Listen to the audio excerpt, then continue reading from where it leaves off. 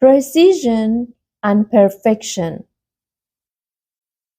Once upon a time, Sultan Mahmud had a slave named Ayaz who held a special place in the Sultan's heart. In ancient times, during the prevalence of the slave trade, individuals captured in wars were often transported to different cities, where they were bought and sold as slaves, mere commodities without freedom or choice.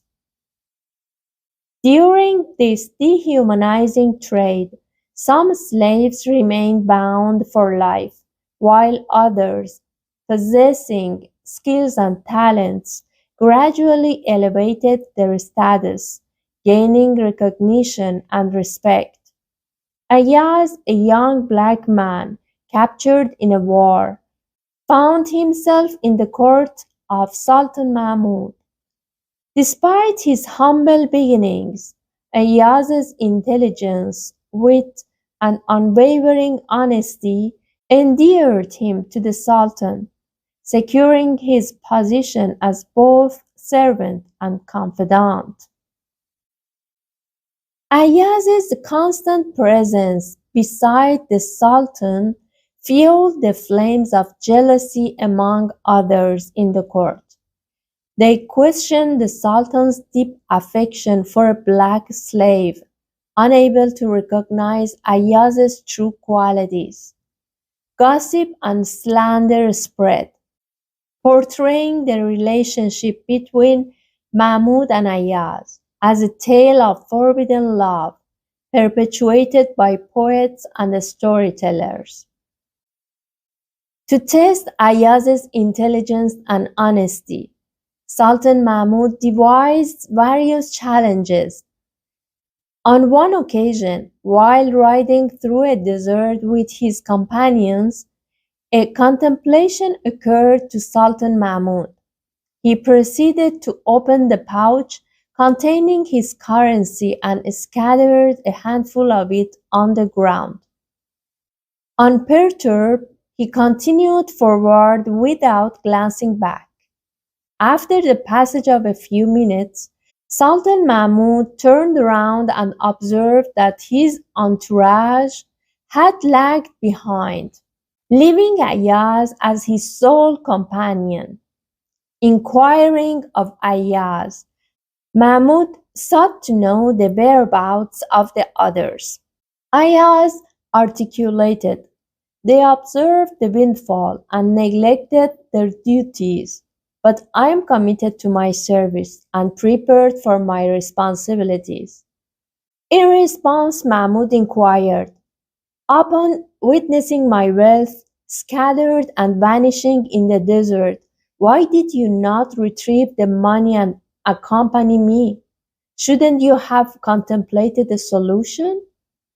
Had the bag been accidentally punctured, resulting in the spillage of its contents, I would have promptly reported it. However, upon realizing that the Sultan deliberately scattered the money in the desert, I believe there is a deliberate strategy at play."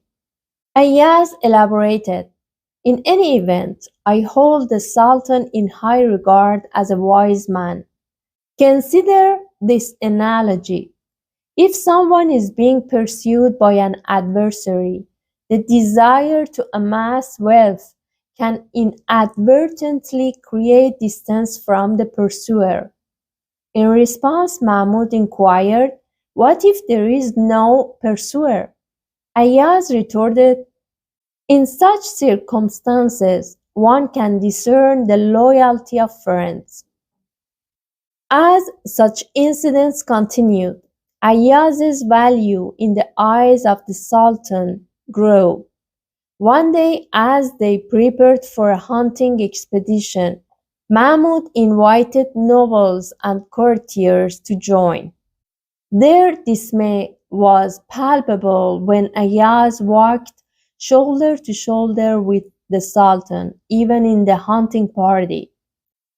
Frustrated by what they perceived as an affront to their status. They selected a representative to voice their grievances to the Sultan. This ambassador galloped his horse forward, asked for permission, and went with the Sultan to convey the discontent among the nobles and viziers, questioning why Ayaz received such special treatment. He argued that Ayaz's constant presence, even in the prestigious activity of hunting, diminished the honor of the court. He suggested that Ayaz might be better suited for service at home, while others more skilled and agile could accompany the Sultan in the desert. Mahmud affirmed, "Indeed, it is accurate. Now that we comprehend the situation, we shall experiment to bring clarity. If I am mistaken, inform me. If I am correct, the grievances will dissipate and the rationale behind this will be exposed." Following this declaration, Sultan Mahmud rose and directed Ayaz's attention to a tree located a field away. He instructed him, "Listen, Ayaz, observe that tree. Swiftly proceed to it. Face the tree and await the sound of swords and spears clashing. Subsequently, hang your sword on that tree and return." Ayaz said, "The Sultan's command will be followed." Then he galloped away with his horse and stood on the tree waiting. At this time, Sultan Mahmud convened the nobles and viziers, articulating, "Today we shall collectively address a challenge, and should there be any misjudgment, we will rectify it." The nobles and viziers unanimously acknowledged the comment rests with the king. Sultan Mahmud then expressed, "You are all esteemed in my eyes. But for the sake of orderliness in our proceedings, you must designate an individual among you whom you trust implicitly. This selection needs to be prompt." All in attendance concurred. Subsequently, a vote was conducted, and the chosen representative happened to be the elder statesman who had earlier conveyed the message of the nobles and viziers to the Sultan Mahmud. The Sultan addressed the appointed representative, stating, "Come, let us relocate 50 paces away from the rest and commence our proceedings." The nobles and viziers halted at a distance of 50 paces. The Sultan summoned an individual from the group to draw near and in a measured manner conveyed, "Observe, there is a caravan traversing that road, visible from a distance. I wish to ascertain its origin. Hurry and furnish me with the details." The designated vizier approached the caravan, inquired about its provenance from the head of the caravan, and expeditiously returned with information. He conveyed, "May the king be secure. The caravan hails from Khorasan." When questioned by the Sultan about its destination, he replied, "I did not inquire." The Sultan acknowledged, "Very well, remain by my side." Subsequently, the Sultan summoned another vizier, instructing, "Do you perceive that caravan? Investigate and discern its destination." This vizier swiftly reached the caravan, inquired about its purpose, and reported back, saying, "The caravan is en route from Khorasan to Hejaz." The Sultan inquired, "Were you not curious about the number of individuals in the caravan?" The vizier replied, "I did not inquire." The Sultan acknowledged, "Very well, remain here." He then summoned another vizier, stating, "Observe that caravan. Swiftly gather information on the size of the traveling party." The vizier went and returned, reporting, "There are 180 individuals journeying from Khorasan to Hejaz." The Sultan queried, "Did you ascertain whether they are travelers or merchants, and the nature of their cargo bound for Hejaz?" The vizier responded, "I did not inquire." The Sultan concurred, "Understood. Stay in your position."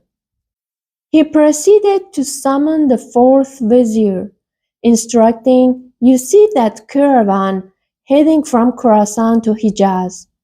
Investigate whether they are travelers or merchants and elucidate the nature of their cargo."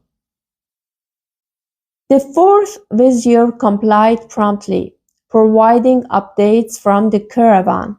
He reported, "The majority are merchants transporting stone pots, silk fabrics, carpets, pistachios, and almonds from Khorasan to Hejaz." The Sultan inquired, "Did you ascertain the departure date from Khorasan and the duration of their journey to this point?" He responded, "I did not inquire." The Sultan acknowledged, "Very well, remain with us." The Sultan individually summoned the nobles and viziers, assigning each a specific question. Each emissary returned with answers to their queries and additional information. Subsequently, the Sultan declared, "We now address the core matter. Your chosen representative is present, and you have witnessed the process. Signal with swords and spears so that Ayaz may hear and join us." They executed the signal, prompting Ayaz, who awaited beneath the tree and was unaware of the developments, to promptly affix his sword to the tree as instructed. He hastened to rejoin his companions. Addressing Ayaz in the presence of the assembled nobles and viziers, the Sultan articulated, "O Ayaz, observe the caravan traversing that road. Swiftly discern its origin and destination. Hurry and report back, for our departure is imminent." Ayaz swiftly departed and returned slightly later than his counterparts, conveying, "May the Sultan be secure. The caravan originates from Khorasan and is en route to the Hejaz in the Kingdom of Saudi Arabia." The Sultan queried, "Were you able to determine whether they are travelers or merchants?" Ayaz articulated, "I inquired, and I learned that a few of them are pilgrims on their way to Hajj, while the majority are merchants." The Sultan remarked, "It was prudent of you to inquire about the contents of their cargo destined for the Hejaz." Ayaz continued, "I further probed, discovering they transport silk fabrics, Khorasan carpets, pots, stone dishes, pistachios, almonds, and dried fruits." The Sultan inquired, "Did you ascertain the day the caravan commenced their journey?" Ayaz responded, "Certainly. They set out on the 7th day of the month. They have been en route for 2 months, with a week spent in Shahrar for trade." After further questioning, the Sultan concluded, "Very well, where is your sword?" Ayaz replied, "I left it hanging on that tree." The Sultan directed, "Retrieve your sword. We are ready to proceed."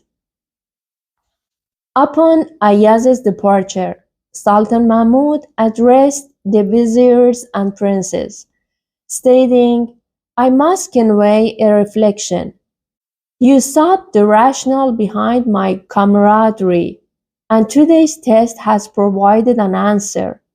Despite being 20 commanders and viziers, while Ayaz is a black slave, I individually tasked you, unbeknownst to Ayaz. Regrettably, your responses and information were lacking and incomplete. What he successfully researched, each of you could have accomplished, yet you fell short. Your contributions only addressed the specific questions posed. I have no intention of placing blame. Undeniably, you possess skills and abilities that Ayaz does not. There are numerous tasks you can perform that he cannot. Nevertheless, he executes his duties with precision and completeness. Is any further clarification required? The representative of the nobles and viziers affirmed, I bear witness that the Sultan's assessment is accurate. Those who carry out their responsibilities accurately and impeccably, regardless of the task's scale or significance, irrespective of their station or location, shall always be esteemed and treasured. The story of Ayaz conveys a timeless lesson about the true essence of worth and merit. It emphasizes that one's value is not determined by external factors such as social status, race, or background, but by the quality, dedication, and precision of their work. Ayaz, a former slave, rises above societal prejudices through his commitment to excellence, showcasing that genuine merit earns recognition and respect regardless of one's origins. The narrative encourages us to appreciate and reward individuals based on their abilities, integrity, and the unwavering pursuit of perfection in their endeavors. If you enjoyed this story, please